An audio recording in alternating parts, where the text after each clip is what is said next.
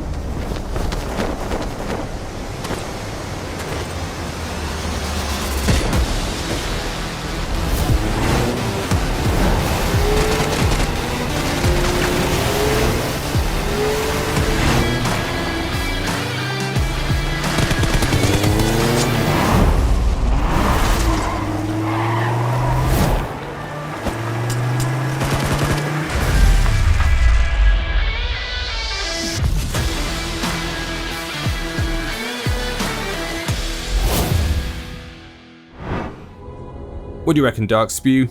Throw an arrow at this dude? Perchang! Defended, not well enough. Hello everybody, my name's James, and this is Warhammer Quest Silver Tower. It is the sequel to Warhammer Quest, which was originally done by a company called Rogue, and then taken over by Perchang, and these are the guys who've done the last two sequels. So I'm going to zoom in here so you can see me beat on this fool. Tap and tap. Defended again, but decent hit points nonetheless. Those are the only characters I have, so we hit end turn. This is turn-based stuff based on the Warhammer tabletop game. The original version of the digital game was much more directly top-down. You were in actual dungeons, surrounded in blackness. It was kind of very Fog of War-ish. This is a bit more abstract. If I zoom out, I've been making my way across this long traverse of corridor floating in a miasma of blue. Isn't it pretty and surreal and strange? But it's been broken up into little tiny bite-sized chapters. You do it like bit by bit. I know, don't move. Kill this guy. Double tap. All the movement stuff is very obvious and easy, so you're tapping on each character to see what they can do, where they can move, and how far they can flight their arrows and whatnot. In this case, he's squared right up to me, so I'm going to have to just have this guy, really, aren't I? Bosh.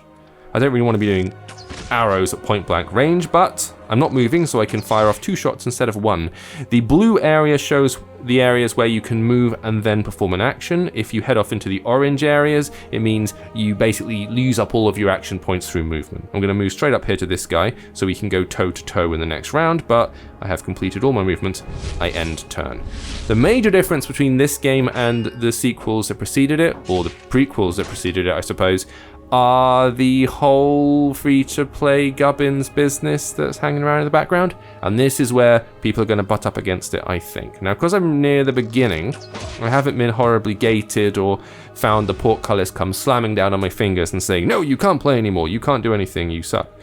Pay us more money. That hasn't happened yet, obviously, because I'm near the top. But with all these games, there's generally a point where this happens. And the thing this does I'm going to show you in a minute, that caught me really off guard, because I tend to notice when we talk about virtual currencies, it's sort of a recurring joke when it comes to free-to-play that, you know, they started off by going, here are some gold coins, and then you have to worry about managing your gold coins. And then it became like purple gems. That's the thing you see in pretty much every free-to-play game. Lots of purple gems. I'm going to move over to here. That's my end point. And then over time, the sheer volume of free-to-play currency options has grown, where each game has like 2 or 3 or 4. I'm going to show you how many this game has, and it's going to make you laugh. Now, this guy is incredibly hard. Luckily, all I have to do is get to the exit, so I'm going to run away. I'm going to bravely beat a retreat to the end zone. Here we go. Beautiful. So I've got my chest here, which I can continue to open. You will occasionally see adverts, or you have the option to watch adverts if you want to, double your currency or any stuff like that. There you go, there's the claim button there. But I'm going to continue because you don't want adverts at the minute. If I go to the main screen here, look at the 1, 2, 3, 4, 5, 7 things to collect. 7. That's too many, guys. That's too many currencies. This isn't not supposed to be a banking app. This is supposed to be a game. What are you doing? It's too much. The actual gameplay of it, doing the quests, leveling up your enemies, all that kind of business. Leveling up your enemies, leveling up your characters, I should say. Fine. Fun. I'm choking on my own scorn right now. We're here where it says summon a champion. I've got 100 of these gems, so let's summon a champion. And there's a new character, whom I kind of recognize, actually. Raptor Prime. Fine. Well, I've got an extra dude there now. I can go into my champions menu. I can level up. This has got an interesting system where when you swipe through menus, you can actually swipe left and right, not on images, but on entire paragraphs. And I've not seen that before. It's a bit weird. Level up to level 3. There we go. That's all I can do for this boy at the minute. Let's go back to my character list. Hang on. Middle one. No. End one. No. Characters. Yes. There we go. So there's my other dude, Dark Spew, and his little dog. He's got our little doggy, who's very useful in tight situations. I can summon him with my Chaos Hound. And then likewise, when I mess with my main boy, Thunderclasp, who's my heavy warrior dude. If I dive into this next chapter, you can see broken up into tiny little slots. I've now got 3 people to work with, so hopefully I'll be able to deal with what comes ahead, but we shall see. I've always had a soft spot for these games. I really liked the first one.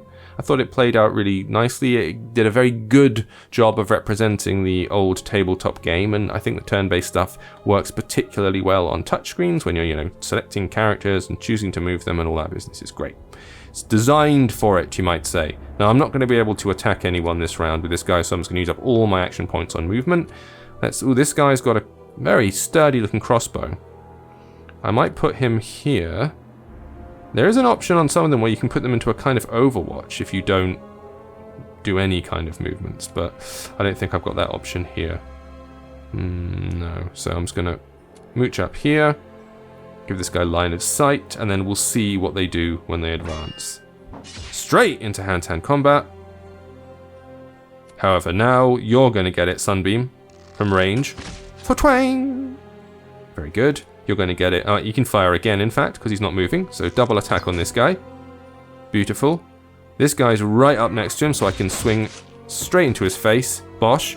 That's only one action. I've still got enough movement to stick him around the corner if I want to, which I think I do. Yeah, I'm going to go here. Go on, double tap. And then this guy I'm going to bring up over here. Put him in, hopefully, range of this guy. Let me zoom out and see what we're dealing with here. I'm going to move all the way across this broken bridge. So, presentation-wise, I like it. Gameplay-wise, it feels familiar, and I like the way that they handled the previous sequel, and this is okay. The problem for me is just, I worry about all those currencies. Oh god, someone's just spawned over here. Well, this sucks. To me, that seems to be too many currencies. I don't mind it being bite-sized. I don't mind there being, little mini-missions, because it suits the mobile system very nicely. I haven't got a problem with that, but when I see 7 currencies above my my characters, I'm like, what is this going to turn into? This looks like it'd just become a number accounting nightmare, And I'm not a big fan of that. I'm going to be brutally honest. Let's move you a little closer, because you basically, you can get one shot off this round. Chonk. Lovely. End turn. So yeah, I like what I've seen. Apart from the currencies, but I'm fearful of what's to come. Difficult to tell with these games because you have to play them forever in order for it to, hit that portcullis point. But we'll have to see it if it appears in the future. In the meantime, Warhammer Quest Silver Tower out right now for free. Android, iOS. Thank you for watching. I will see you next time.